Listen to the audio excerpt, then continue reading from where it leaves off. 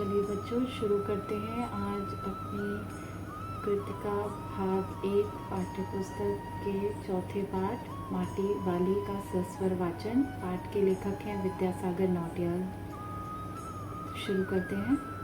शहर के सेमल का तप्पड़ मोहल्ले की ओर बने आखिरी घर की खोली में पहुंचकर उसने दोनों हाथों की मदद से अपने सिर पर धरा बोझा नीचे उतारा। मिट्टी से भरा एक कंटर। टिटी शहर में शायद ऐसा कोई घर नहीं होगा जिसे वह न जानती हो या जहां उसे न जानते हों। घर के कुल निवासी, वर्षों से वहां रहते आ रहे किराएदार, उनके बच्चे तलक। घर घर में लाल मिट्टी देते रहने के उस काम को करने वाली वह अकेली है। उसका कोई प्रतिद्वंदी नहीं। उसके बगैर तो लगता है टिहरी शहर के कई एक घरों में चूल्हों का जलना तक मुश्किल हो जाएगा। वह ना रहे तो लोगों के सामने रसोई और भोजन कर लेने के बाद अपने चूल्हे चौके की लिपाई करने की समस्या पैदा हो जाएगी। भोजन जुटाने और खाने की तरह रोज़ की एक समस्या, घर में साफ लाल मिट्टी तो हर हालत में मौजूद रहनी चाहिए। चूल्हे चौकों को लीपने के अलावा साल 2 साल में मकान की दीवारों, कमरों की गोबरी लिपाई करने के लिए भी लाल मिट्टी की ज़रूरत पड़ती रहती है। शहर के अंदर कहीं माटा खान है नहीं। भागीरथी और भिलांगना, 2 नदियों के तटों पर बसे हुए शहर की मिट्टी इस कदर रेतीली है कि उससे चूल्हों की लिपाई का काम नहीं किया जा सकता। आने वाले नए नए किराएदार भी एक बार अपने घर के आंगन में उसे देख लेते हैं तो अपने आप माटी वाले के ग्राहक बन जाते हैं। घर घर जाकर माटी बेचने वाली नाटे कद की एक हरिजन बुढ़िया माटी वाली। शहरवासी सिर्फ माटी वाली को नहीं, उसके कंटर को भी अच्छी तरह पहचानते हैं। रद्दी कपड़े को मोड़कर बनाए गए एक गोल डिल्ले के ऊपर लाल चिकनी मिट्टी से छुलबुल भरा कनस्तर टिका रहता है। उसके ऊपर किसी ने कभी कोई ढक्कन लगा हुआ नहीं देखा। अपने कंटर को इस्तेमाल में लाने से पहले वह उसके ऊपर ढक्कन को काटकर निकाल फेंकती है। ढक्कन के न रहने पर कंटर के अंदर मिट्टी भरने और फिर उसे खाली करने में आसानी रहती है। उसके कंटर को ज़मीन पर रखते रखते सामने के घर से 9-10 साल की एक छोटी लड़की कामिनी दौड़ती हुई वहां पहुंची और उसके सामने खड़ी हो गई। मेरी माँ ने कहा है ज़रा हमारे यहाँ भी आ जाना। अभी आती हूँ। घर की मालकिन ने माटी वाली को अपने कंटर की माटी कच्चे आंगन में एक कोने पर उड़ेल देने को कह दिया। तू बहुत भाग्यवान है, चाय के टेम पर आई है हमारे घर। भाग्यवान आए खाते वक्त। वह अपनी रसोई में गई और 2 रोटियां लेती आई। रोटियां उसे सौंपकर वह फिर अपनी रसोई में घुस गई। माटी वाली के पास अपने अच्छे या बुरे भाग्य के बारे में ज़्यादा सोचने का वक्त नहीं था। घर की मालकिन के अंदर जाते ही माटी वाली ने इधर उधर तेज निगाहें दौड़ाई। हाँ, इस वक्त वह अकेली थी। उसे कोई नहीं देख रहा था। उसने फौरन अपने सिर पर धरे डिल्ले के कपड़ों के मोड़ों को हड़बड़ी में एक झटके में खोला और उसे सीधा कर दिया। फिर एक गहरा खुल जाने के बाद वह एक पुरानी चादर के एक फटे हुए कपड़े के रूप में प्रकट हुआ। मालकिन के बाहर आंगन में निकलने से पहले उसने चुपके से अपने हाथ में थामी 2 रोटियों में से एक रोटी को मोड़ा और उस कपड़े पर लपेटकर गांठ बांध दी। साथ ही अपना मुंह यूं चलाकर खाने का दिखावा करने लगी। घर की मालकिन पीतल के एक गिलास में चाय लेकर लौटी। उसने वह गिलास बुढ़िया के पास ज़मीन पर रख दिया। ले, सद्दाबासी साग कुछ है नहीं अभी, इसी चाय के साथ निकल जा। माटी वाली ने खुले कपड़े के एक छोर से पूरी गोलाई में पकड़कर पीतल का वह गर्म गिलास हाथ में उठा लिया। अपने होठों से गिलास के किनारे को छुआने से पहले शुरू में उसके अंदर रखी गर्म चाय को ठंडा करने के लिए सू सू करके उस पर लंबी लंबी फूंके मारी। तब रोटी के टुकड़ों को चबाते हुए धीरे धीरे चाय सुलगने लगी।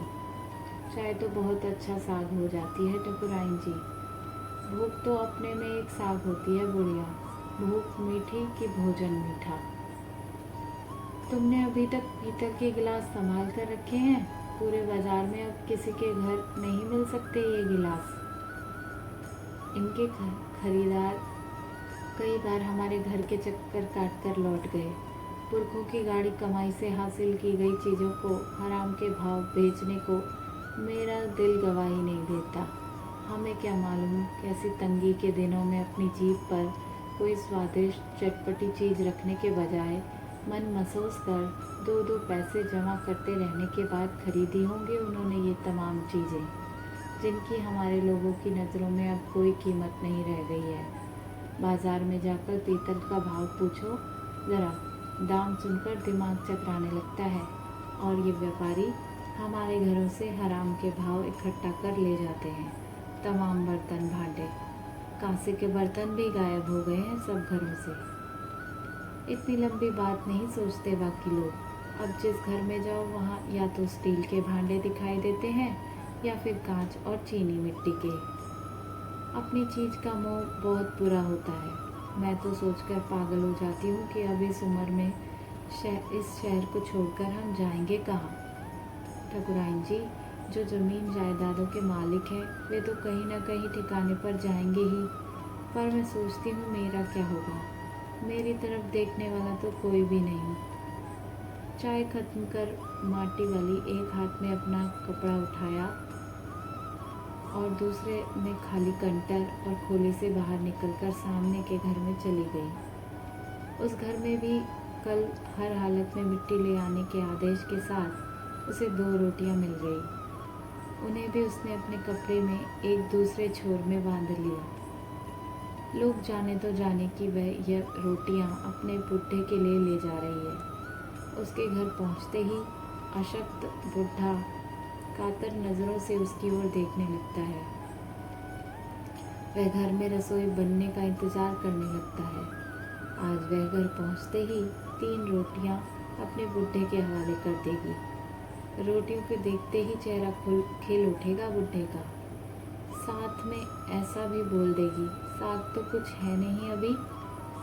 और तब उसे जवाब सुनाई देगा, भूख मीठी कि भोजन मीठा। उसका गांव शहर के इतना पास भी नहीं है। कितना ही तेज चलो फिर भी घर पहुंचने में 1 घंटा तो लग ही जाता है। रोज़ सुबह निकल जाती है वह अपने घर से। पूरा दिन माटा खान में मिट्टी खोदने, फिर विभिन्न स्थानों में फैले घरों तक उसे ढोने में बीत जाता है। घर पहुंचने से पहले रात घिरने लगती है। उसके पास अपना कोई खेत नहीं, ज़मीन का एक भी टुकड़ा नहीं। झोपड़ी जिसमें वह गुजारा करती है गांव के एक ठाकुर की ज़मीन पर खड़ी है, जिसकी ज़मीन पर रहने की एवज में उस भले आदमी के घर पर भी माटी वाली को कई तरह के कामों की बेगार करनी होती है। नहीं, आज वह एक गठरी में बदल गए अपने बुढ़े को कोरी रोटियां नहीं देगी। माटी बेचने से हुई आमदनी से उसने 1 पाव प्याज खरीद लिया। प्याज को कूटकर वह उन्हें जल्दी जल्दी तल लेगी। बुढ़े को पहले रोटियां दिखाएगी ही नहीं।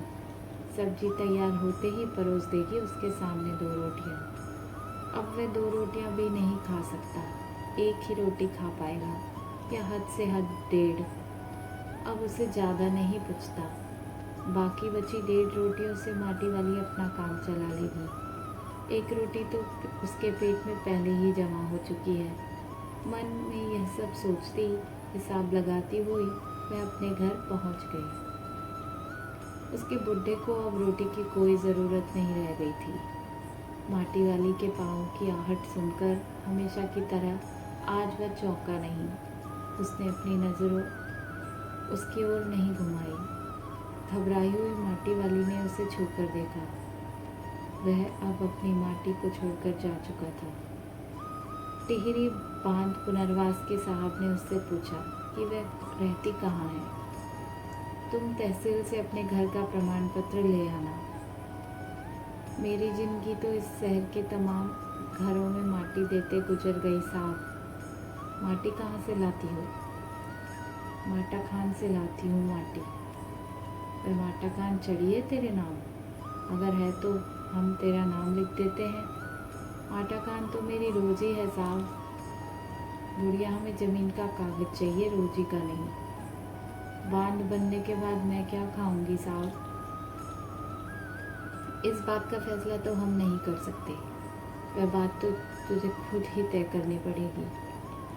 टिहरी बांध की 2 सुरंगों को बंद कर दिया गया है। शहर में पानी भरने लगा है। शहर में आपाधापी मची है। शहरवासी अपने घरों को छोड़कर वहाँ से भागने लगे हैं। पानी भर जाने से सबसे पहले कुल शमशान घाट डूब गए हैं। माटी वाली अपनी झोपड़ी के बाहर बैठी है। गांव के हर आने जाने वाले से एक ही बात कहती जा रही है, गरीब आदमी का शमशान नहीं उजड़ना चाहिए। धन्यवाद।